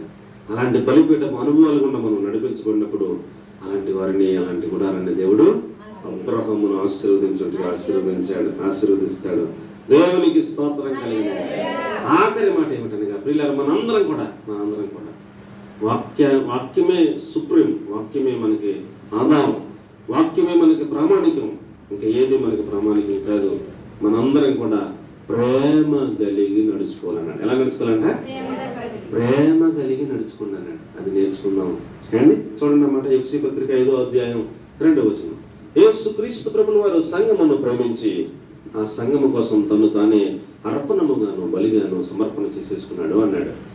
ప్రేమించే ఒక వ్యక్తి ఆ ప్రేమ కోసం తనను తానే అర్పణగా చేసేసుకున్నాడంట. సంఘమును ప్రేమించిన యేసు ప్రభు ఆ సంఘం కోసం ఆ సంఘమును మహిమ కలిగిన సంఘముగా, పరిశుద్ధమైన సంఘముగా తన ఎదుట నిలబెట్టుకోవాలని ఈ సంఘంలో ఉన్న మనలాంటి వాళ్ళందరం, పాపిష్టులు అందరం మన పాపాలను కడగటం కోసం, మనల్ని శుద్ధీకరించడం కోసం, మనల్ని పవిత్రపరచడం కోసం ఆయనే బలియాగం అయిపోయి ఆయన రక్తాన్ని చిందించి శరీరం మీద నలగొట్టబడి చనిపోయి పునరుత్థానంలో లేచి ఆయన మన కొరకు బలియాగమై మనలను ప్రేమించాడు అని చెప్తున్నాడు. ఇప్పుడు మనం కూడా, మీరు కూడా ఒకరినొకడు ప్రేమించండి, అప్పుడు అది నాకు ఒక అర్పణ అన్నాడు. ఏమిటండి? నాకది అర్పణ అన్నాడు. ఏంటి అర్పణ? ఒకరినొకరు ప్రేమించుకోవడం అర్పణ అండి. కాబట్టి మనందరం కూడా ఒకరినొకరు ప్రేమించుకునేలాగా తయారవుదాం. ఒకవేళ ఎవరైనా ఏదైనా అన్నా అండి, నన్ను కాదులే అన్నట్టుగా పోదాం. ఏమైపోయింది? ఇప్పుడు దేవుని వాక్యం మనకి ప్రాముఖ్యం. నన్ను కాదులే అనుకుందాం అండి, ఎప్పటికప్పుడు మర్చిపోదాం, క్షమించుకుందాం ఒకరినొకరు. ఒకరి మీద ఒకరు ఏం కలిగి ఉన్నాం? ప్రేమ కలిగి ఉన్నాం. అలాంటి అర్పణగా మనం మారుదాం. అలాగే మనందరినీ దేవునికి ఇష్టమైన అర్పణలు అర్పించేవారిగా బలిపీఠకు అనుభవాలు ఉన్న మనందరినీ సిద్ధపరిచి ఆయన మన గుడారంను ఆశీర్వదించునుగాక. ఆమేన్. చిన్న ప్రార్థన చేసుకుందామా? అందరూ మోకరించండి. మహాపరిశుద్ధమైన మా ప్రియ పరలోకపు తండ్రి, మీకు వందనాలు స్తోత్రాలు చెల్లిస్తా ఉన్నాం ప్రభువా. మా ప్రియులు వెంకయ్య అమ్మగారిని జ్ఞాపకం చేసుకుంటా ఉన్నాం. వారి కుమారులు శ్రీని గారిని, వారి కుటుంబాన్ని, చిన్న తమ్ముడిని జ్ఞాపకం చేసుకుంటా ఉన్నాం. కుమార్తెని, వారి యొక్క కుమార్తెని జ్ఞాపకం చేసుకుంటా ఉన్నాం. వారి ఇంట్లో ప్రభువా 7 వారాల ప్రార్థనలో మాకు ఇస్తున్న ఈ ఉపదేశాలను బట్టి మీకు స్తోత్రములు స్తోత్రములు స్తోత్రములు స్తోత్రములు ప్రభువా. మా గుడారములో బలిపీఠపు అనుభవాలు ఉన్నట్లుగా ఈ కుటుంబీకులందరినీ సిద్ధపరచమని, అలాగనే కూడి వచ్చిన ప్రతి కుటుంబాన్ని సిద్ధపరచమని, బలిపీఠపు అనుభవాలు గుండా మేము మా గుడారంలో జీవిస్తూ మీ ఆశీర్వాదాల చేత మా గుడారం నింపబడినట్లుగా సహాయం చేసి మహిమ పొందమని యేసుక్రీస్తు ప్రభు శక్తిగల పరిశుద్ధమైన నామంలో ప్రార్థించి అడిగి వేడుకొని పొంది ఉన్నాము తండ్రి. God bless you.